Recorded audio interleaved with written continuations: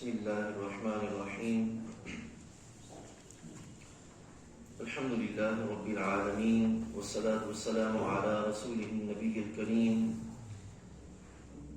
سيد الأنبياء والمرسلين وعلى آله وصحبه أجمعين أما بعد فأعوذ بالله من الشيطان الرجيم بسم الله الرحمن الرحيم لن ينال الله لحومها ولا دماؤها ولكن يناله التقوى منكم صدق الله مولانا العظيم وبلغنا رسوله النبي الكريم الأمين إن الله وملائكته يصلون على النبي يا أيها الذين آمنوا صلوا عليه وسلموا تسليما الصلاة والسلام عليك يا سيدنا رسول الله وعلى آلك وأصحابك يا سيدي يا حبيب الله الصلاة والسلام عليك يا سيدي يا نبي الله وعلى آلك وأصحابك يا سيدي يا خاتم النبيين.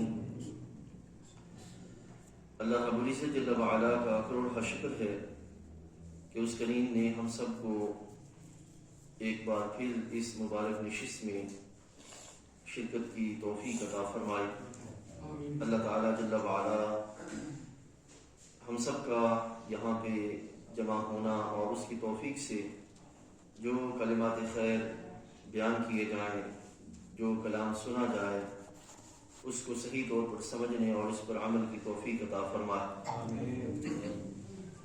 آج کی ہماری گفتگو کا موضوع اصلاح نیت کی برکات.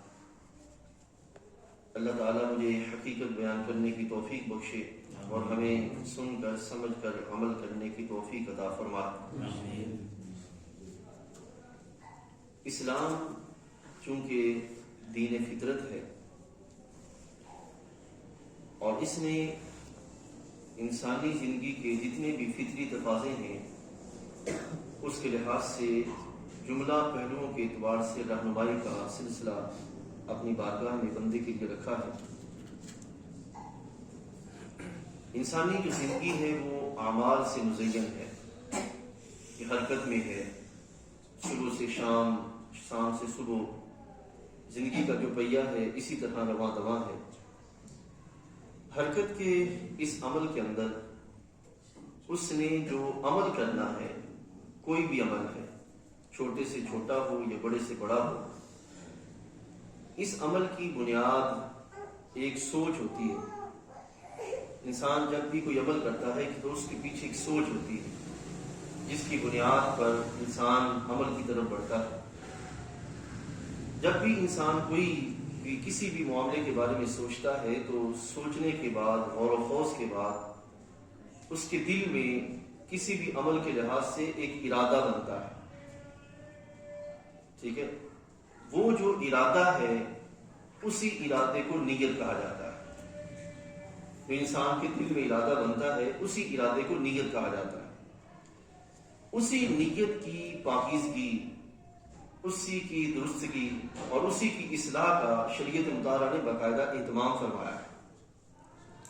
اگر یہ انسان کی جو نیت ہے یہ درست نہ ہو اور انسان کی زندگی کے سارے اعمال، زندگی جو ہے وہ ساری کی ساری اعمال سے مزین ہو، تو اس کا حال ایسے ہی ہوگا کہ جیسے آپ کو مارکیٹ میں آرٹیفیشل پودے ملیں گے اور وہ آرٹیفیشل پودے ایسے ہوں گے کہ جو زمین بھی گھیریں گے، جگہ بھی گھیریں گے اور اپنی حیثیت جو ہے وہ دکھاتے ہوئے، بتاتے ہوئے نظر بھی آئیں گے.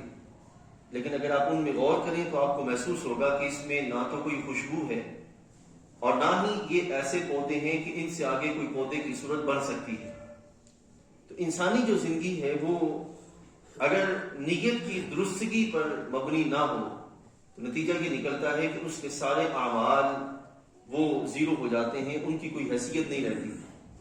وہ دنیا میں عمل تو ہوگا لیکن اس کا کوئی وزن نہیں ہوگا، اس کے کوئی اثرات نہیں ہوں گے، اس کے آخرت میں کچھ نتائج نہیں ہوں گے، اس میں کوئی ثواب نہیں ہوگا، اللہ کی بارگاہ سے جزا کا کوئی پہلو نہیں ہوگا.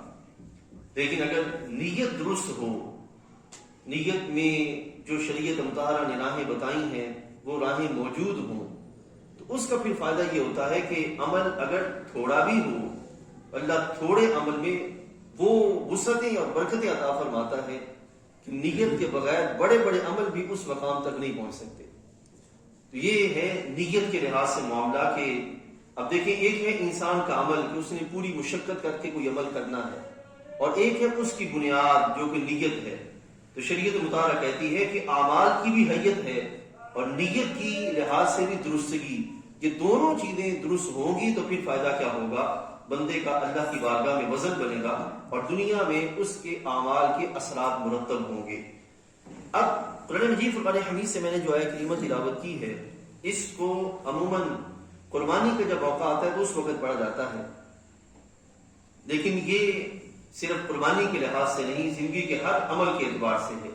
رب تعالیٰ جل وعلا فرماتا ہے بسم اللہ الرحمن الرحیم لن ینال اللہ لحومها ولا دماؤها، ہرگز نہیں پہنچتا اللہ کی بارگاہ میں تمہارا گوشت اور تمہارا خون.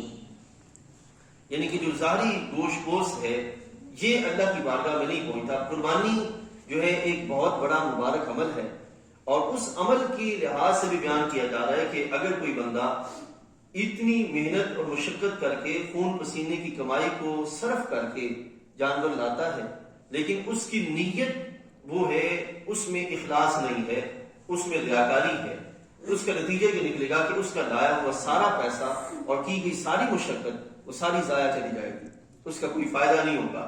لیکن اگر اخلاص ہوگا تو نتیجہ کیا نکلے گا؟ اللہ تعالیٰ قبول بھی فرمائے گا، اور سرکار نے فرمایا کہ ایک ایک بال پر اللہ تعالیٰ نیکی عطا فرمائے گا. تو یہ نیکی کی نیت کی درستگی کے جو ہے وہ فوائد ہیں جو بیان کیے جا رہے ہیں.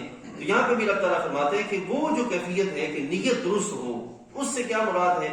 رب تعالیٰ فرماتا ہے وَلَٰكِن يَنَالُهُ التَّقْوَىٰ مِنكُمْ، لیکن اللہ کے حضور جو پہنچتا ہے وہ ہے تقویٰ، پرہیزگاری. اب اس کی وضاحت کرتے ہوئے محبوب کریم علیہ السلام نے تقویٰ کے لحاظ سے نیت کی درستگی میں تقویٰ کی کیفیت کیا ہے اس کو سرکار نے بیان فرمایا. میں چونکہ احادیث طیبہ آج آپ کے سامنے زیادہ پیش کروں گا، اور وہی ہمارے جملہ معاملات کی وضاحت کرنے کے لیے کافی ہیں.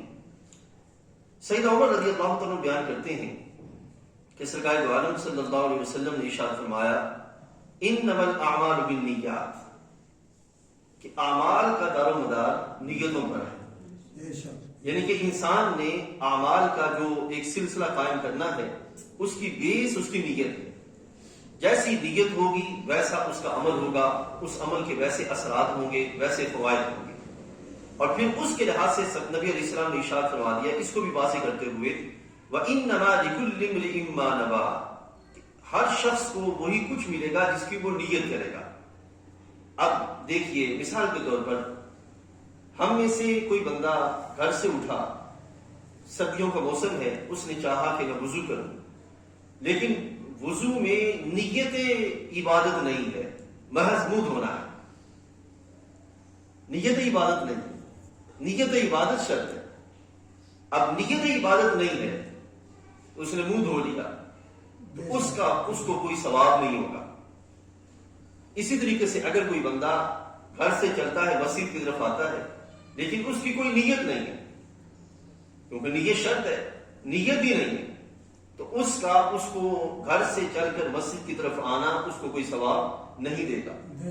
لیکن جو بندہ نیت کر کے وضو بھی کرے اور نیت کر کے مسجد کی طرف چلے، آگے حدیث طیبہ آ رہی ہے، سرکار نے فرمایا اللہ تعالیٰ اس کو ہر ہر قدم پر نیکیوں کا ثواب عطا فرمائے گا.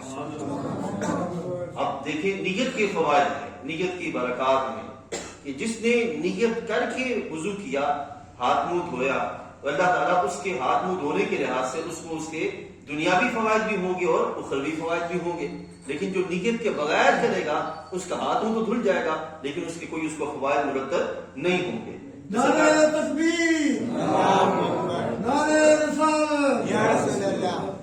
تو انما لکل امرئ ما نویٰ، کہ ہر شخص کو وہی کچھ ملے گا جس کی وہ نیت کرے گا. اب یہ ہے اسلام کی بنیاد کہ ہم اپنے جملہ معاملات کے اندر نیت کو داخل کریں، ٹھیک ہے نا، نیت کے بغیر نہ کریں. تو اس کا یہ بھی پتہ چلا کہ جو مومن کی زندگی کی اعمال ہے وہ مقصد سے خالی نہیں ہوگی، نیت ہی مقصد کا تعین کرتی ہے، ٹھیک ہے نا. وہ آگے مقصد بھی بیان کر دیا گیا فَمَنْ كَانَتْ هِجْرَتُهُ إِلَى اللَّهِ وَرَسُولِهِ فَهِجْرَتُهُ إِلَى اللَّهِ وَرَسُولِهِ. اب زندگی میں دو رستے ہیں، ایک ہے رستہ دایاں اور ایک ہے بایاں۔ دایاں رستہ ہے خیر و بھلائی والا، اور بایاں رستہ ہے دنیا کا، جس میں بندہ دنیا تک محدود ہو کے رہ جاتا ہے، اس کے اخروی اثرات مرتب نہیں ہوتے۔ لیکن یہاں میں یہ بھی روک کے عرض کروں گا کہ زندگی تو ایک ہی ہے، دو نہیں ہے، اور اس زندگی کے اندر بندے کو ملنا بھی وہی کچھ ہے جو اس کے مقدر میں لکھا ہوا ہے۔ وہ اس کی اولاد ہو، وہ اس کا رزق ہو، وہ اس کی سانسیں ہوں، وہ اس کے کلمات ہوں، وہ اس کے قدم ہوں، ہر چیز تعین ہے، اس کا ہو چکا ہے، اور جو جو کچھ ہے وہی کچھ اسے ملنا ہے۔ اب دو راہیں شریعت مطہرہ نے بیان فرما دی، ایک راہ وہ ہے جس میں بندگی ہے اور بالآخر اس کا انجام خیر ہے، اور دوسری راہ ہے وہ بندگی سے خالی ہے اور اس کا انجام شرمندگی ہے۔ یہ شریعت مطہرہ نے بیان فرمایا فمن کانت ہجرتہ الی اللہ ورسولہ، کہ جس نے اللہ اور اس کے رسول کی طرف ہجرت کی، فہجرتہ الی اللہ ورسولہ، اس کی ہجرت اللہ اور اس کے رسول کی طرف ہی ہوگی۔ یعنی کہ جو لوٹ آئے گا، جو نکلا اللہ اور اس کے رسول کی طرف، تو اس کو اللہ اور اس کے رسول کی طرف آنا ہی نصیب ہوگا، ٹھیک ہے۔ اور دوسری طرف سرکار نے فرمایا فمن کانت ہجرتہ لدنیا یصیبها او امرأۃ ینکحها فہجرتہ الی ما ہاجر الیہ۔ سرکار نے فرمایا کہ جو دنیا کی طرف ہجرت کرتا ہے، دنیا چاہنے کے لیے یا کسی عورت کے ساتھ نکاح کرنے کے لیے ہجرت کرتا ہے، تو سرکار نے فرمایا اس کی کوششوں کا بدلہ اس کو مل جائے گا، لیکن اس کو دنیوی اور اخروی وہ کمالات جو رب کی بارگاہ سے اسے ملنے ہیں وہ اسے نصیب نہیں ہوں گے۔ تو یہ کتنا جامع معاملہ سرکار نے بیان فرما دیا کہ محنت ہے، ایک بندے نے کرنی ہے محض دنیا کی خاطر، لیکن ایک بندے نے کرنی ہے دنیا اور آخرت دونوں کو پانے کے لیے۔ تو شریعت مطالعہ بیان کرتی ہے کہ مومن کا جو دائرہ ہے چونکہ دنیا تک محدود نہیں، دنیا میں بھی اور آخرت میں بھی، اس کا حصہ دنیا میں بھی ہے اور آخرت میں بھی ہے، اور جو کافر ہے اس کا حصہ صرف دنیا تک ہوتا ہے، آخرت میں نہیں ہوتا۔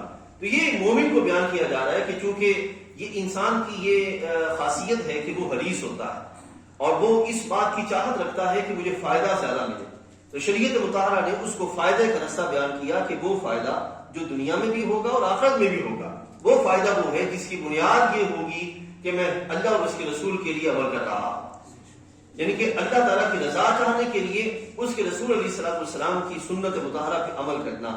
تو یہ جو عمل ہے یا یہ جو بنیاد ہے، اس پر آگے ثواب بھی مرتب ہوگا اور اس پر اللہ تعالیٰ کی جزا کی طرف سے جزا کا معاملہ بھی ہوگا۔ لیکن جو اس سے ہٹ کے نکلے گا، نہ اس کو ثواب کا معاملہ ہوگا، نہ اللہ کی بارگاہ سے اس کو جزا کا معاملہ میسر آئے گا۔ تو یہ دو راہیں ہیں جو شریعت مطہرہ نے ہمیں بیان فرما دی۔ اب نیت کیا ہوگی؟ اللہ تعالیٰ کی رضا چاہنا اور اس کی رضا کی خاطر عمل کرنا۔ اب اس کیفیت میں میرے بھائیو بزرگوں، انسانی جو نفسانی کیفیات ہیں وہ نکل گئی۔ کیا ہے؟ غیرت ہے، حمیت ہے، انا ہے، اور اس کے ماتحت جتنے بھی لالچ ہے، مفاد ہے، خود غرضی ہے، یہ جتنی بھی چیزیں آتی ہیں یہ ساری کی ساری ختم ہو گئی، کیونکہ مومن کا جو معیار ہے وہ شریعت مطہرہ نے جو بیان فرمایا وہ یہ ہے اللہ کی رضا چاہنا۔ اور یہ جتنی بھی ساری نچلی چیزیں ہیں، جب بندہ اس پر کاربند ہو جائے گا تو آہستہ آہستہ یہ ساری چیزیں ختم ہونا شروع ہو جائیں گی۔ لیکن جو بندہ اللہ اور اس کے رسول کی رضا چاہنے کی نیت سے ہٹ کے چلے گا، محض غیرت کی خاطر، محض حمیت کی خاطر، محض انا کی خاطر، تو سرکار دو عالم صلی اللہ علیہ وسلم سے پوچھا گیا یا رسول اللہ صلی اللہ علیہ وسلم، اگر کوئی بندہ لڑے لیکن کس لیے لڑے؟ سئل رسول اللہ صلی اللہ علیہ وسلم عن الرجل یقاتل شجاعتا ویقاتل حمیتا ویقاتل ریاء، کہ لڑے بندہ صرف بہادری دکھانے کے لیے، لڑے بندہ صرف اپنی حمیت کے لیے، لڑے بندہ صرف اپنی انا کی خاطر۔ یہ تین کیفیات کس کے لحاظ سے ہیں؟ جو بندہ شریعت کے عطا کردہ نیت کی بنیاد والی راہ سے نکل جاتا ہے، اس کیفیت میں جا کے لڑے۔ تو میرے بھائیو، اس لڑنے کو آپ یہ نہ کہیں کہ صرف جو وہ میدان جنگ میں جو لڑ رہا ہے، نہیں، سوسائٹی کے اندر جو برائیوں کے خلاف لڑے، سوسائٹی میں جو نیکی کی سربلندی کے لیے لڑے، لیکن نیکی کی سربلندی میں بنیاد یہ ہو کہ لوگ مجھے نیک کہیں، نیکی کی سربلندی میں بنیاد یہ ہو کہ لوگ مجھے بھلا کہیں، لوگ مجھے اچھا کہیں، میں اچھا مانا جاؤں، میں اچھا سمجھا جاؤں، اس کیفیت کے ساتھ، تو اس کی اس کوشش کا اجر اس کو اچھا کہنے کی صورت میں مل جائے گا، لیکن اللہ کی بارگاہ میں جو اجر ہے وہ اس کے لیے مرتب نہیں ہوگا۔ یہ حبیب کریم علیہ الصلوۃ والسلام سے پوچھا گیا، رسول اللہ، ایک بندہ بہادری دکھانے کے لیے لڑتا ہے، ایک بندہ شجاعت کے لیے حمیت کے لیے لڑتا ہے اور ایک بندہ اپنی انا کے لیے لڑتا ہے، ٹھیک ہے نا. اب یہ لڑنا ایک ہے سوسائٹی کے اندر اور ایک ہے سوسائٹی کے باہر میدان جنگ میں. وہاں پہ بھی اگر کوئی فوجی لڑتا ہے، مجاہد کوئی لڑتا ہے اس لیے کہ میں بہادر سمجھا جاؤں، حدیث طیبہ میں وہ بھی موجود ہے سرکار کی بارگاہ میں کہ سرکار نے ارشاد فرمایا کہ قیامت کے دن 3 بندے لائے جائیں گے اور ان تینوں میں سے ایک قاری قرآن ہوگا، ایک مجاہد ہوگا، ایک سخی ہوگا. رب الجلال تینوں کو فرمائے گا کہ اس کو اٹھا کے جہنم میں پھینک دو. ان تینوں کو اٹھا کر جہنم میں پھینک دیا جائے. تو محمود علیہ السلام سے پوچھا گیا رسول اللہ ان کی کیا وجہ ہوگی؟ تو سرکار نے فرمایا قاری قرآن اللہ کی بارگاہ میں حاضر ہوگا تو اللہ تعالیٰ فرمائے گا کہ تو نے قرآن اس لیے پڑھا کہ دنیا میں تجھے قاری کہا جائے، لہٰذا دنیا میں تجھے قاری کہہ دیا گیا، تیرا اجر وہیں پہ مکمل ہو گیا. اب سزا پانے کے لیے ان کو جہنم میں پھینکا جائے گا. اسی طریقے سے سخی ہے، دنیا میں مال خرچ کرتا ہے اس لیے کہ مجھے کوئی سخی کہے، مجھے کوئی بہت جو ہے وہ مالدار آدمی کہے اور بڑا مہربان کہے، اس لحاظ سے وہ صرف کرتا ہے. دنیا میں سخی کہنا اس کا ہو جائے گا لیکن آخرت میں کوئی اجر نہیں ہوگا. اسی طریقے سے جو بندہ دنیا میں جہاد کرے، اب کتنا مبارک عمل ہے، اپنی جان کو جوکھوں میں ڈالنا، اس سے بڑھ کے کیا مشقت ہو سکتی ہے. لیکن سرکار نے فرمایا کہ وہ دنیا میں چونکہ اس لیے جہاد کر رہا ہے کہ مجھے شہید کہا جائے، تو سرکار نے فرمایا وہ سارے پہلو دنیا میں اس کو پورے ہو جائیں گے اور آخرت میں کوئی اجر نہیں دیا جائے گا. اسی طریقے سے یہاں پہ بیان کیا جا رہا ہے کہ سرکار سے پوچھا گیا، یہ میرے بھائیوں سرکار نے اپنے صحابہ کی تربیت فرمائی اور یہی تربیت ہے جو آگے چل کے کام آئی. مولا خیرات کرم اللہ وجہ کریم آپ ایک دفعہ میدان جنگ میں لڑ رہے ہیں، انتہائی شدت کے ساتھ جنگ جاری ہے اور آپ ایک کافر کو گرا کر اس کے جو وہ سینے پہ بیٹھے ہیں، ابھی تلوار چلانے کو ہیں کہ حضرت مولا کائنات کرم اللہ وجہ کریم کی مبارک چہرے پر اس نے تھوک دیا. اب جو ہی اس نے تھوکا آپ نے اپنی تلوار روک لی. اب وہ حیران ہوا کہ حضرت لڑ رہے تھے اور ابھی تھا کہ میرا سر تن سے جدا ہو جائے، لیکن آپ نے تلوار کیوں روکی؟ آپ نے فرمایا کہ پہلے میں لڑ رہا تھا اللہ کی رضا کی خاطر، اللہ کے لیے. اب جب تم نے تھوک پھینکی تو مجھے طبیعت میں جوش آیا تو میں نے چاہا کہ کہیں ایسا نہ ہو کہ میری غلط شامل ہو جائے، اس لیے میں نے تلوار ہٹا دی. تو یہ ہے کہ ایک بندہ لڑے غیرت کی خاطر، ایک بندہ لڑے شجاعت حمیت کی خاطر اور ایک بندہ لڑے کس خاطر؟ انا کی خاطر. تو سرکار سے پوچھا گیا ایُّ ذالک فی سبیل اللہ، یا رسول اللہ صلی اللہ علیہ وسلم ان تینوں میں سے کون ہے جو اللہ کی راہ میں لڑ رہا ہے؟ ٹھیک ہے. اسی طریقے سے آج کے اس دور کے اندر مثال کے طور پر اگر کوئی محض نعرے لگا ہے، نیت یہ ہو کہ میری پارٹی کا معاملہ ہے، نیت یہ ہو کہ میرے جو خاندانی معاملات ہیں، نیت یہ ہو کہ میری اپنی ذاتی کیفیات ہیں، کوئی اس خاطر جو کوئی اگر کوئی دین کا بھی کام کرتا ہے تو یہ کام بھی اس کی پارٹی تک محدود ہو جائے گا. اللہ تعالیٰ کی رضا کی خاطر کرنے والا جو عمل ہے وہ اللہ کی بارگاہ میں قبول ہوگا. یہ ہے ایُّ ذالک فی سبیل اللہ، یا رسول اللہ اللہ کی راہ میں کیا جانے والا کام کون سا ہے؟ تو سرکار نے فرمایا قال رسول اللہ صلی اللہ علیہ وسلم من قاتل، جو لڑا، جس نے جنگ کی، لتکون کلمۃ اللہ ہی العلیٰ، اللہ کا جو نام ہے وہ بلند ہو جائے. یہ ہے مومن کی شان، اللہ کے نام کی سربلندی کے لیے کام کیا جائے، اللہ کی رضا چاہنے کی خاطر. اب ایک فوجی میدان جنگ میں لڑتا ہے، اس کی اگر نیت یہ ہے کہ میں نے محض وطن کی حفاظت کرنی ہے تو وہ اللہ کی راہ میں نہیں ہوگا. اور اگر نیت یہ ہو کہ یہ وطن وہ ہے پاکستان جو لا الہ الا اللہ محمد رسول اللہ صلی اللہ علیہ وسلم کے لیے حاصل کیا گیا، تو اس کلمے کی حفاظت کے لیے جو وطن حاصل کیا گیا تھا اس کے لحاظ سے میں نے جنگ کرنی ہے تو اب اس کا اللہ کی راہ میں شمار ہوگا. کتنا واضح معاملہ، کتنا باریک. نعرہ تکبیر، نعرہ رسالت. تو سرکار نے ارشاد فرمایا کہ جو اس کام کے لیے لڑو، اعلاء کلمۃ الحق کے لیے جو لڑتا ہے، سرکار نے اس کے لیے فرمایا فہو فی سبیل اللہ، وہ اللہ کی رضا کی خاطر لڑتا ہے. ٹھیک ہے نا، اعلاء کلمۃ الحق کی خاطر، اس سے جو وہ دائیں بائیں معاملہ نہ ہو. اگلی حدیث طیبہ کے اندر سرکار نے اس کو ایک اور وضاحت کے ساتھ بیان فرمایا کہ دو مسلمان اپنی تلواروں کے ساتھ ایک دوسرے سے مقابلہ کریں، قاتل بھی مقتول بھی دونوں دوست کی، قاتل بھی دوست کی مقتول بھی دوست کی، دونوں. عرض کیا یا رسول اللہ صلی اللہ علیہ وسلم قاتل کا دوست کی ہونا تو سمجھ آتا ہے، مقتول کا دوست کی ہونا کیسے سمجھ آئے؟ تو حبیب علیہ السلام نے فرمایا کہ اس کی بھی چاہت تھی کہ وہ مسلمان بھائی کو قتل کرے. سبحان اللہ سبحان اللہ. یہ کتنا دردناک بھیانک معاملہ ہے کہ ایک مسلمان کو بغیر کسی شرعی عذر کے ایک بندہ جو وہ قتل کر ڈالے. شریعت مطہرہ نے اس کی سختی سے پابندی کی کہ ایسا معاملہ ہرگز نہ کیا جائے.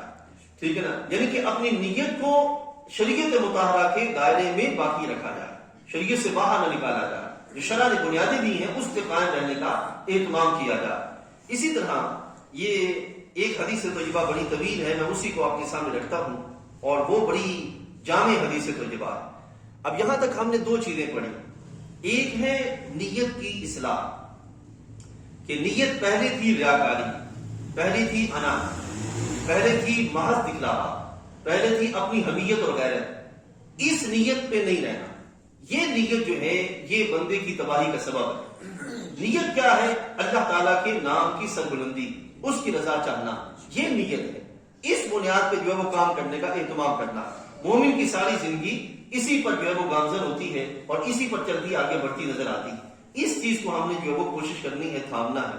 اب دیکھیے, اگر کوئی صاف ستھرا لباس اس لیے پہنے کہ لوگوں میں اچھا سمجھا جاؤں, تو اس کا لباس پہننا اور یہ سوچ اس کو اس زمانے تک ہی محدود رکھے گی.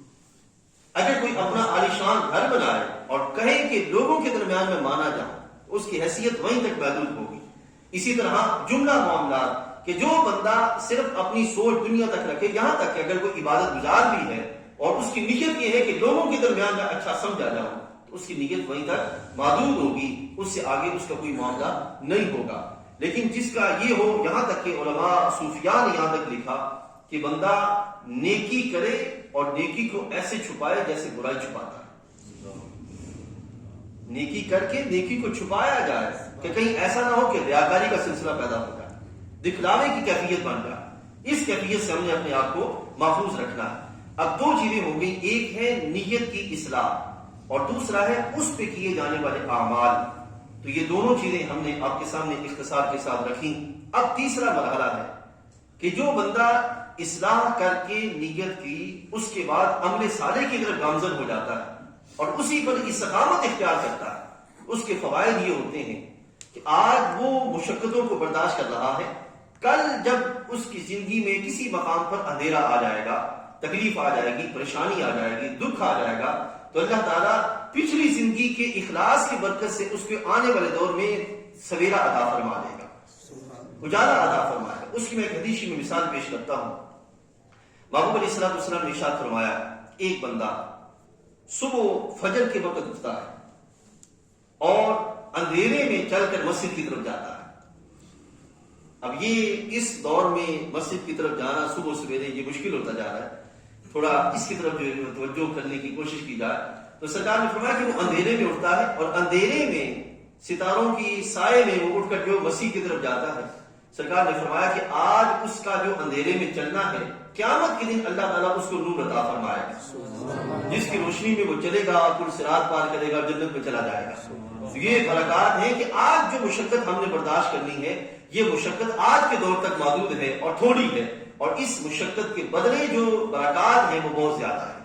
اب یہ حدیث کو یہ سنیے کہ ہماری زندگی کے اندر جو بہت سارے خسارے ہیں, بہت سارے نقصانات ہیں, بہت سارے ایسے بھمر اور ایسے جال کہ جس میں ہم پھنس جاتے ہیں, وہ بھمر اور جال سارے کے سارے ہماری اپنے اعمال کی کوتاہیاں ہوتی ہیں جو کہ آگے آتے ہیں. اور اگر نیت درست ہو, اعمال درست ہو, تو آج کی نیت کی درستگی اور اعمال کی درستگی کل کی مشکلات کے دور میں فائدے کا سبب ہوتی ہے. یہ اس چیز کو ہم نے آج کے اس دور کے اندر ذرا سمجھنا ہے. حدیث تو جو سنیے, محبوب کریم علیہ السلام سے حضرت عبداللہ بن عمر رضی اللہ عنہ روایت کرتے ہیں, فرماتے ہیں کہ سرکار کو ہم نے یہ فرماتے ہوئے سنا. اب غور کیجئے گا اس پر کہ صحابہ کتنے عالی وقار تھے کہ انہوں نے سرکار کے ایک ایک فرمان کو سن کے یاد رکھا. ان کی زندگی میں کمال کی وجہ یہ تھی کہ انہوں نے ایک ایک چیز سنی اور سن کے یاد رکھا اور یاد رکھ کر اس پہ عمل کرا. اب یقین جانیے سرکار کو اپنے صحابہ کی عادت بڑی پسند تھی. ایک روایت میں آتا ہے سرکار دو عالم صلی اللہ علیہ وسلم نے صحابہ کو نا اولیاء کاملین کی شان بیان کی. تو ایک صحابی جو دیہاتی تھے آگے بڑھے اور انہوں نے ہاتھ اٹھاتے ہوئے یوں عرض کیا یا رسول اللہ صلی اللہ علیہ وسلم ان کی نشانیاں بھی بیان فرمائے، وہ کیسے ہوں گے؟ تو سرکار کو اس کی ادا اتنی پسند آئی کہ نبی علیہ الصلوۃ والسلام کا چہرہ انور خوشی سے کھل اٹھا، اور سرکار نے پھر بیان فرمائی نشانی۔ تو یہ ہے کہ سرکار نے جہاں ایک طرف امت کو فضیلت کی راہوں کی طرف جو ہے وہ رستہ دکھایا کہ تمہاری یہ شان ہے، تمہارا یہ مرتبہ ہے، تو اس کے ساتھ ساتھ انہیں عمل کا رستہ بھی دکھایا کہ وہ جنہیں فضیلت ملی ہے ان کی نشانیاں یہ ہیں، تم آگے بڑھ کر اسی رستے کو اپنا لو، اللہ فضیلت تمہیں بھی عطا فرما دے گا۔ تو یہ ہے وہ انداز جو شریعت مطالعہ نے ہمیں عطا فرمایا ہے۔ آج کی یہ امت، ہم جو لوگ ہیں، ہم فضائل میں، جذبات میں اور اس طرح کی چیزوں میں بہت آگے ہیں، لیکن اعمال کی دنیا میں ہم مختصر ہو گئے۔ اس وقت ہمیں ضرورت ہے کہ ہم اپنی زندگی کے اندر اعمال کی جو راہیں ہیں ان راہوں پر اخلاص کے ساتھ درستگی کا اہتمام کرنے کی کوشش کریں۔ اب حدیث طیبہ میں سرکار فرماتے ہیں کہ تم سے پہلے انطلق ثلاثة نفر ممن كان قبلكم، کہ تم سے پہلے 3 لوگ سفر پہ روانہ ہوئے۔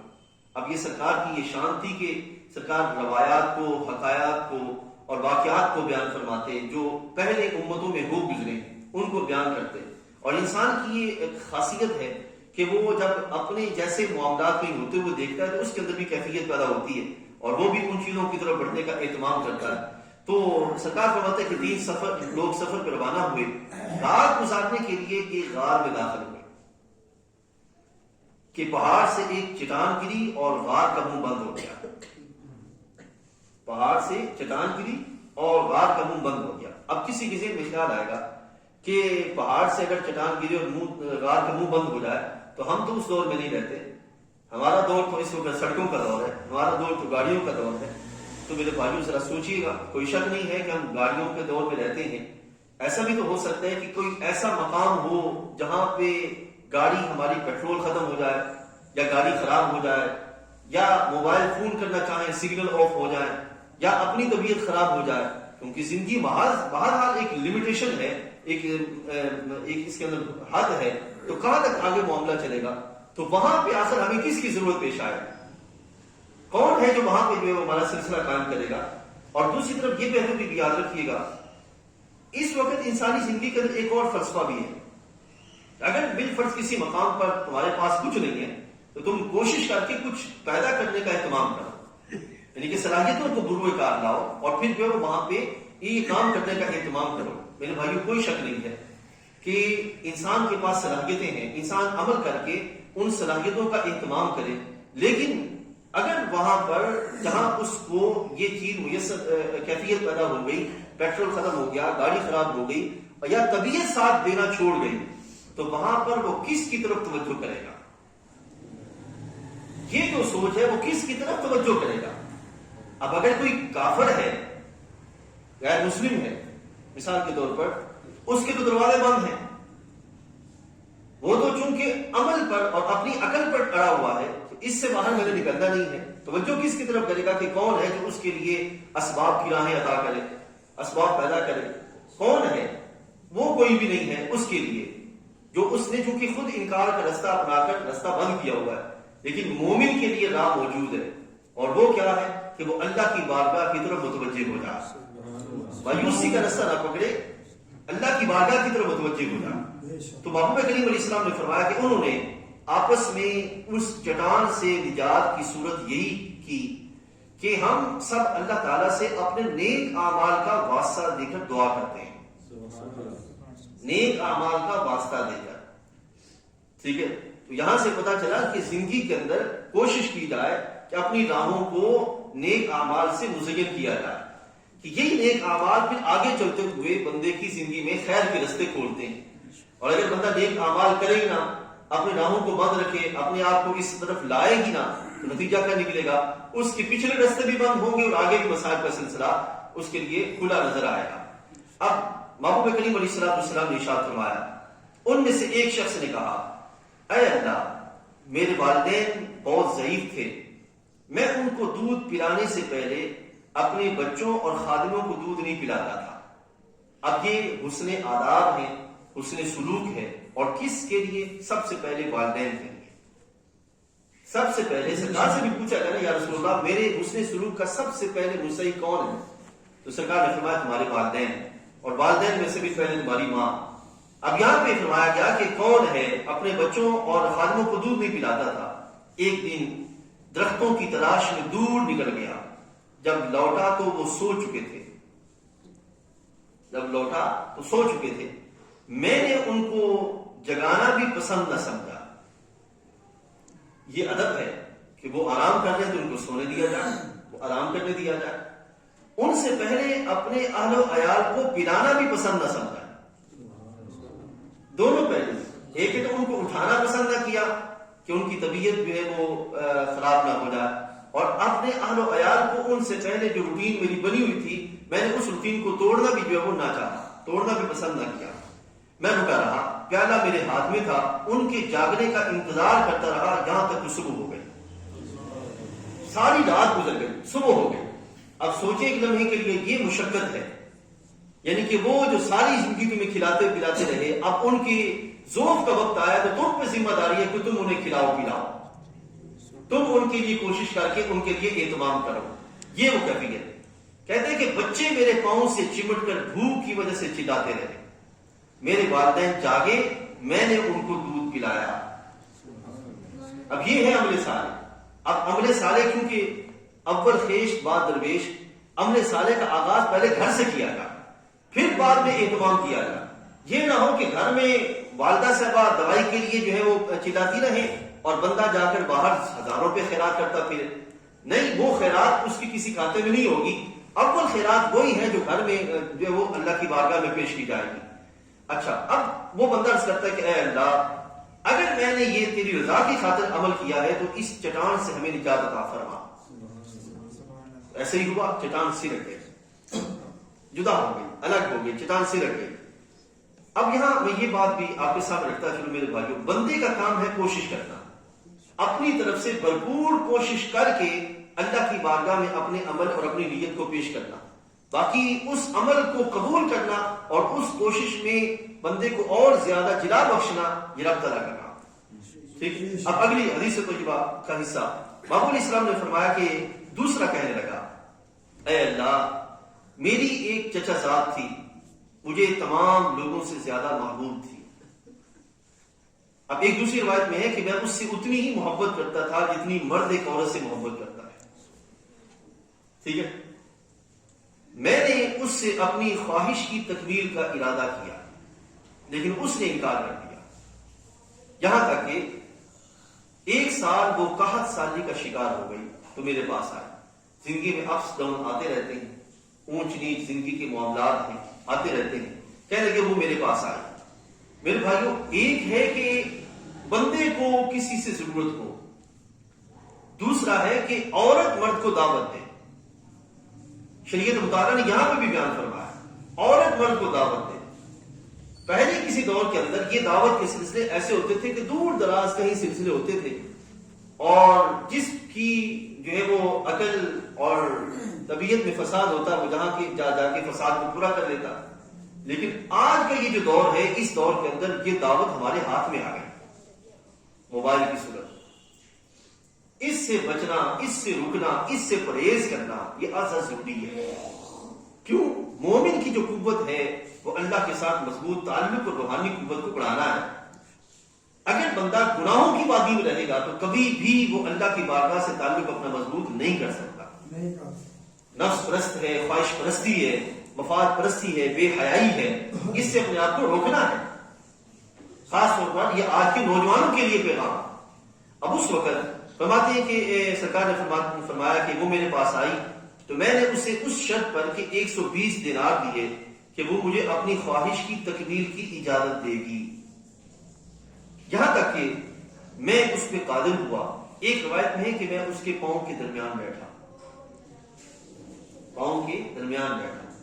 اس وقت اس نے مجھے کہا کہ خدا سے ڈر اور یہ ناجائز عمل نہ کر۔ اس نے مجھے احساس دلایا کہ خدا سے ڈر اور ناجائز عمل نہ کر۔ میں یہاں جتنے بھی احباب بیٹھے آپ کو عرض کروں گا کہ بلا شبہ گناہ کرنے والا گناہوں کی وادی میں ہوتا ہے، لیکن کبھی کبھی ہمارا نرم قول اس کو گناہوں کی وادی سے نکالنے کا سبب بن جاتا ہے۔ ہمارا نرم لہجہ اس کو گناہوں کی وادی سے نکالنے کا سبب بن جاتا ہے۔ اس اس نے کہا عورت نے، تو کہتے ہیں کہ جو ہی اس نے کہا تو میں اس سے پیچھے ہٹ گیا، حالانکہ مجھے دنیا میں وہ سب سے زیادہ محبوب تھی، تو جو سونا میں نے اس کو دیا تھا وہ بھی اسی کے پاس رہنے دیا۔ اب اس نے دعا کی، اے اللہ اگر میں نے یہ تیری رضا کی خاطر کیا ہے تو مجھے مصیبت سے نجات عطا فرما۔ اب دوسرا، اب یہاں پہ دیکھیے، پہلا عمل حسن سلوک کا، دوسرا عمل گناہ سے بچنے کا، تو یہ دونوں چیزیں کس بنیاد پر ہیں؟ اللہ کی رضا کی بنیاد پر۔ نیت درست ہوگی تو یہ معاملہ ہو پائے گا، اگر نیت درست نہیں ہے تو یہ معاملہ کبھی نہیں ہو پائے گا۔ اور نیت کی درستی کی کیا ہے؟ اللہ کی رضا چاہنا، یہ پہلے اللہ کی رضا چاہنا، اور اس رضا کے چاہنے پہ ہمیشہ قائم رہنا، یہ وہ سوچ ہے۔ اگر قائم رہی کہ کیا ہوگا، بندہ آداب بندگی بھی بجا لائے گا اور گناہوں سے بچنے کا بھی اس سے اہتمام ہو جائے گا۔ اب تیسرا حصہ سن لیجیے، بات ختم کرتے ہیں۔ بابو علیہ السلام نے فرمایا کہ تیسرے بندے نے اپنا عمل بیان کیا، اے اللہ میں نے کچھ لوگ اجرت پہ رکھے تھے۔ اب یہ ان لوگوں کے لیے جو تجارت کرتے ہیں، ان لوگوں کے لیے بڑا اہم ہے کہ میں نے اجرت پہ رکھے تھے اور سب کو اجرت ادا کر دی، سوائے ایک آدمی کے، وہ اپنا حصہ چھوڑ کے چلا گیا، سوائے ایک آدمی کے جو اپنا حصہ چھوڑ کے چلا گیا۔ سرکار فرماتے ہیں کہ اس نے کہا کہ میں نے اس کی اجرت کو تجارت میں لگا دیا۔ اب یہ اصول ہے، فقہ کا بھی اصول ہے، یاد رکھ لیں۔ اگر کسی بندے نے زکوٰۃ دینی ہے، 1 لاکھ روپے اس کے پاس زکوٰۃ کے ہیں، وہ 1 لاکھ روپے جو زکوٰۃ ہے وہ کاروبار میں لگاتا ہے، اس 1 لاکھ روپے سے جتنا بھی پروفٹ ہوگا وہ سارے کا سارا زکوٰۃ ہوگی، وہ سارا زکوٰۃ ہوگی، اس میں سے کچھ بھی اس کا نہیں ہوگا، سارے کا سارا زکوٰۃ ہوگا۔ اسی طرح یہاں پر بھی کہ میں نے اس کی اجرت کو تجارت میں لگایا، حتیٰ کہ اس سے بہت زیادہ مال اکٹھا ہو گیا، اس کی اجرت سے بہت زیادہ مال اکٹھا ہو گیا۔ کچھ عرصے کے بعد وہ میرے پاس آیا اور اس نے کہا کہ اے اللہ کے بندے مجھے میرا حق دے۔ اب جس کے دل میں ہوگا خدا کا خوف وہی کہے گا کہ ہاں تیرا حق تھا تو لے جا، لیکن جس کے دل میں خوف نہیں ہوگا، جو اللہ کی رضا نہیں چاہتا ہوگا، وہ کیا کرے گا؟ اس کا حق طلب کر جائے گا۔ بات رات گئی، بات گئی، اب تیرا مجھ سے کیا تعلق، تو چھوڑ گیا تھا، نہ چھوڑتا، فلاں فلاں فلاں فلاں، اس طرح کر کے وہ اس کا بات ختم کر دے گا۔ لیکن یہاں پہ اس نے کیا کہا کہ بندے نے آ کے کہا کہ مجھے میرا حق لوٹا دے۔ میں نے اسے کہا کہ یہ اونٹ، گائے، بکریاں، غلام جو کچھ دیکھ رہا ہے یہ سب تیرے، یہ اونٹ، گائے، بکری جو کچھ دے رہا ہے یہ سب تیرے ہیں، ٹھیک ہے۔ اس نے کہا کہ اے اللہ کے بندے میرے ساتھ مزاح نہ کر۔ آگے سے اس نے کہا کہ میں تیرے ساتھ مزاح نہیں کرتا، یہ جو کچھ ہے یہ سارا تیرا ہے۔ اس نے مال لیا سارے کا سارا، ہانک کے لے گیا، کچھ بھی نہ چھوڑا، سارا لے گیا۔ آگے اس نے دعا کی، اے اللہ اگر میں نے یہ تیری رضا کے لیے کیا ہے تو قبول کر کے ہمیں اس مصیبت سے نجات عطا فرما۔ اب دیکھیں، اب یہاں پہ رک کے ایک اور عمل دکھاتا ہوں۔ ایک بندے نے اپنا عمل پیش کیا، پھر دوسرے نے اپنا عمل پیش کیا، پھر تیسرے نے اپنا عمل پیش کیا۔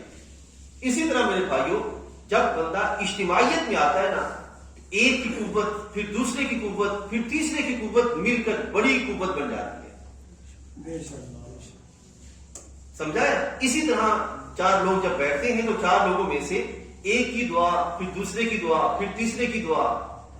اسی بات سے نبی علیہ السلام نے ہمیں نماز باجماعت کا حکم دیا، اسی بات سے صوفیاء اکٹھے ہو کے ذکر کرتے ہیں، اسی بات سے اہل سنت و جماعت اکٹھا رہنے کا حکم دیا گیا کہ تم ایک ہی جماعت میں رہو، ایک ہی ہو کے رہو۔